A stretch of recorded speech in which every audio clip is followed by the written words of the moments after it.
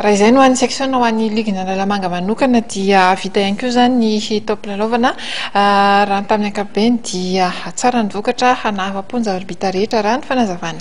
Ny filohan'ny ligina lalamanga Venosy Rakotomalala no famitina amin'izay amintsika amin'ny ity hariva ity izay nanambara tokoa fa dia tsara ny vokatra ary totosatra amin'ny farany ny fandaharam-potoana rehetra tamin'ny taona 2024 iny mbola manome tokory zareo avy eo amin'ny ligina lalamanga fa anao ny tsaratsara kokoa amin'ity taona ity.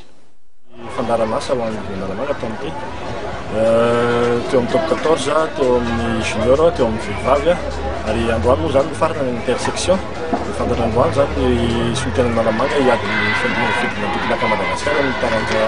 bia ho an'ny Italie. Raha ohatra ka jerena amin'ny ankapobeny dia afazana fa afa-pony ligina lalamanga tamin'ny ankapobeny tamin'ny fanampikarakaran'ilay barao zany fa ho an'izay jeritodiko izay dia misarika ny sain'ny ekipa tsirairay avy izay tena ligina lalamanga ny tena mba hanao an'izay jeritodiko izay koa mba hitarafana ny hoavy amin'ny taona tena amin'ny fosy roa mba hametrahana fanampi voandray zany satria izay zany ny zavatra ngezindrindra zany mba mijery ho lasa mba hibanjinana ny hoavy